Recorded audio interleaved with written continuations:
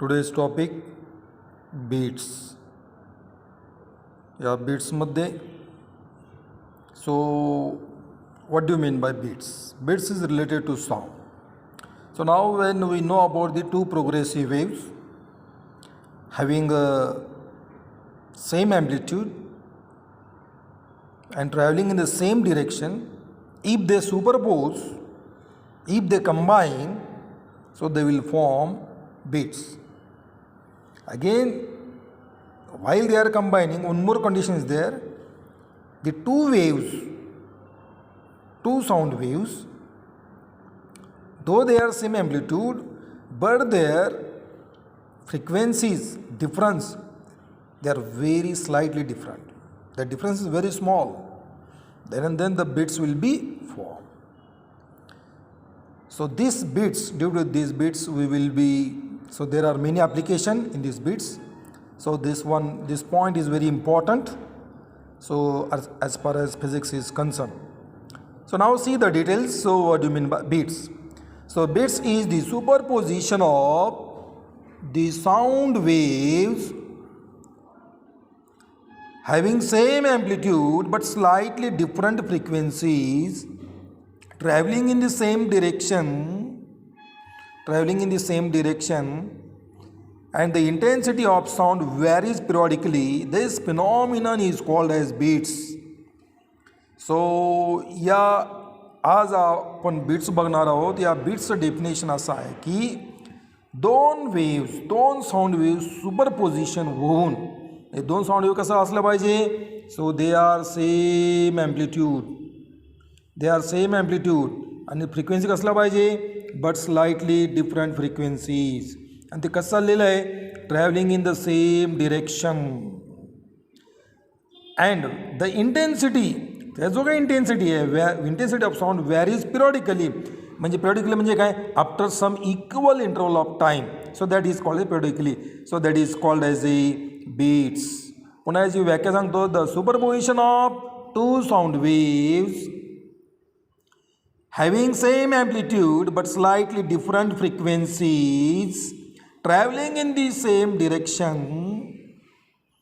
and its intensity of sound varies periodically with time. This phenomenon is called as a beats.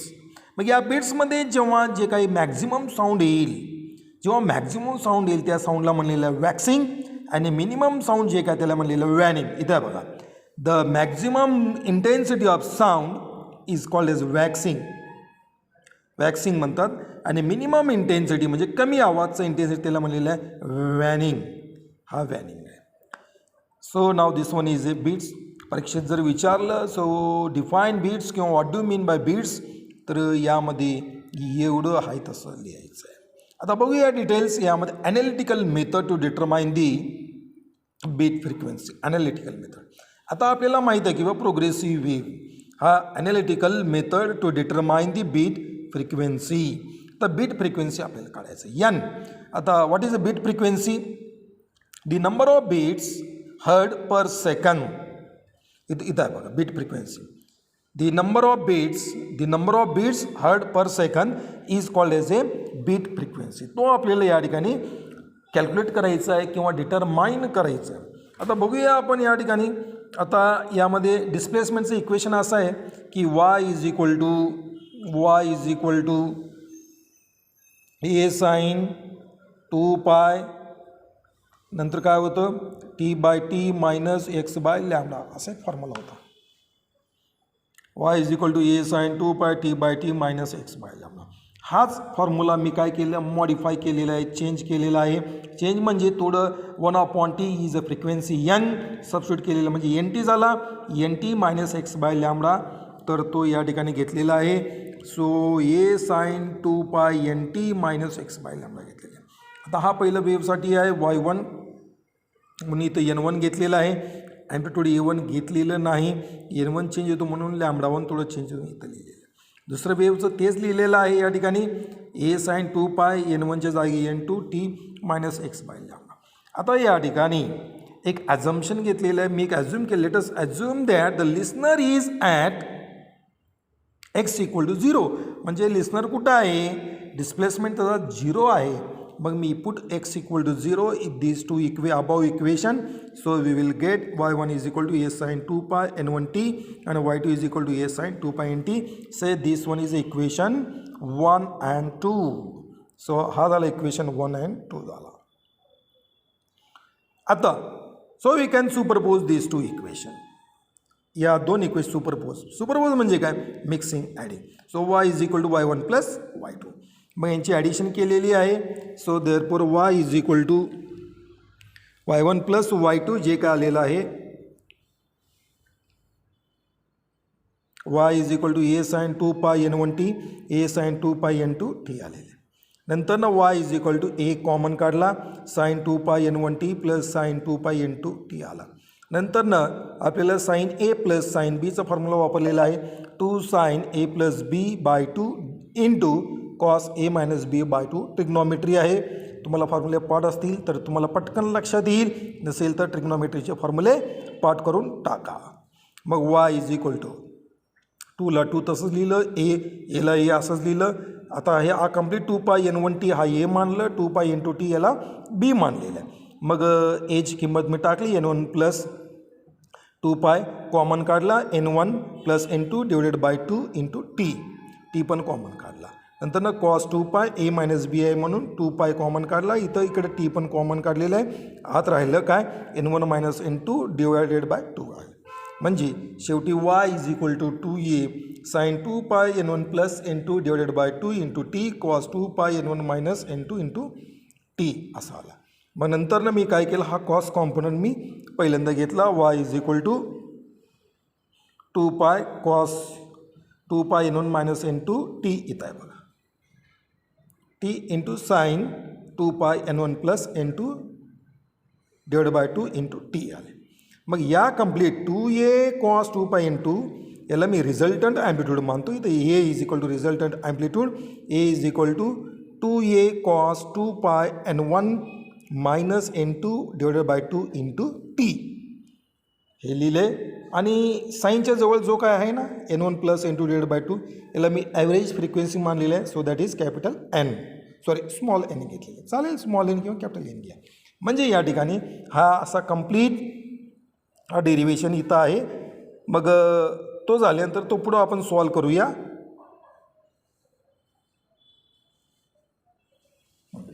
आता हे solve करत असताना या ठिकाणी y is equal to a sin 2 pi n2t.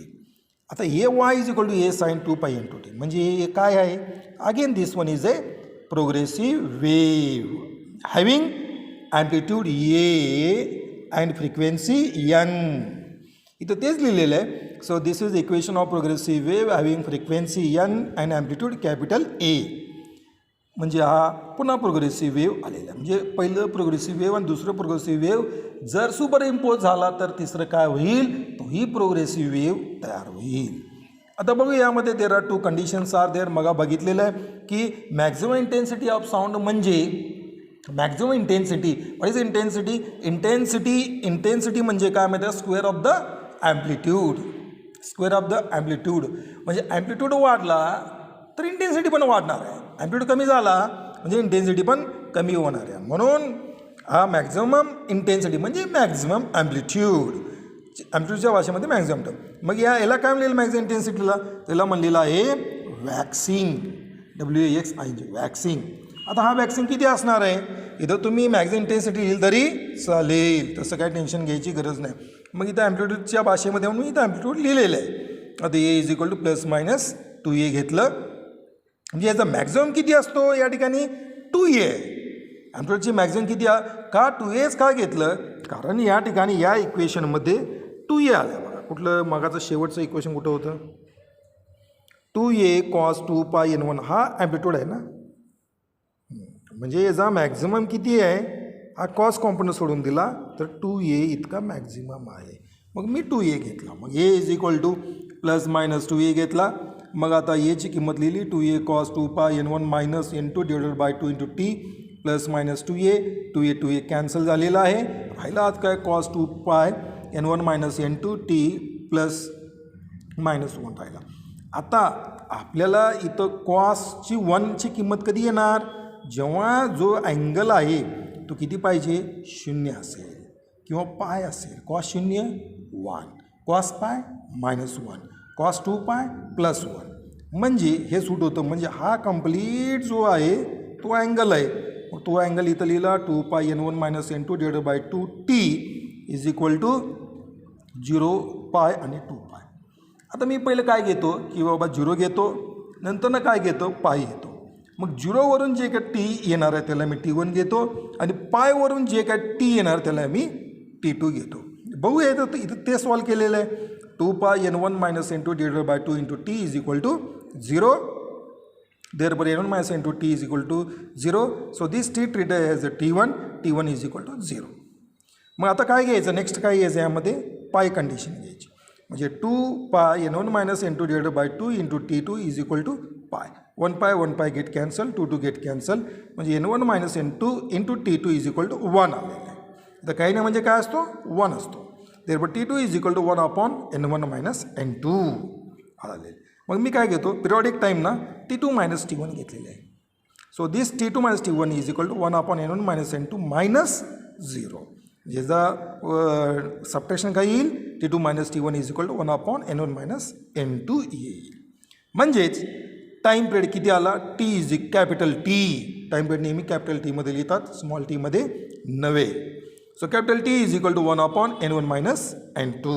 So therefore, this is now a time period. Now let us calculate the frequency. So therefore take the reciprocal of time period. जर आपण reciprocal घेतलं तर काय होईल, frequency तयार होईल. तर n = 1/t, n = n1 - n2. म्हणजे आपला जो काय बीट फ्रिक्वेन्सी आहे, इथं जो काय टायटल आहे, analytical method to determine the beat frequency, तो या ठिकाणी बीट फ्रिक्वेन्सी किती आलेला आहे, n = n1 - n2 आलेला आहे. ओके, कुठलं कंडिशन घेतलं होतं बघा, फॉर मॅक्झिमम ॲम्प्लिट्यूड वॅक्सिंगसाठी हा कंप्लीट हे असं आहे. अलग लक्षात. तर मिनिमम इंटेन्सिटीकडे जाऊया. केस 2. तर मिनिमम इंटेन्सिटी म्हणजे मिनिमम ॲम्प्लिट्यूड, त्यालाच म्हणलेलं आहे वॅनिंग. त्यालाच काय म्हणलेलं आहे, वॅनिंग. इथं म्हणलेलं आहे for minimum amplitude, so that is a waning, WANN. आता मिनिमम ॲम्प्लिट्यूड किती असेल, मॅक्झिममच 2A आहे. मिनिमम किती असेल, मिनिमम म्हणजे 0. ॲम्प्लिट्यूड किती आहे, 0. So amplitude 0 is called as minimum amplitude और waning condition. So now take A = 0. Take A = 0. Therefore 2A. Now substitute the value of A. 2A cos 2 pi n1 - n2 / 2 × t = 0. मग हा cos solve केलं, cos 2 pi n1 - n2 2 / 2 × t = 0. हे असं आलेलं आहे. मग नंतर तो पुढं सॉल्व केल्यानंतर इथं या ठिकाणी हा जो ब्रॅकेटमध्ये अँगल आहे तो किती असतो, π/2 किंवा 3π/2.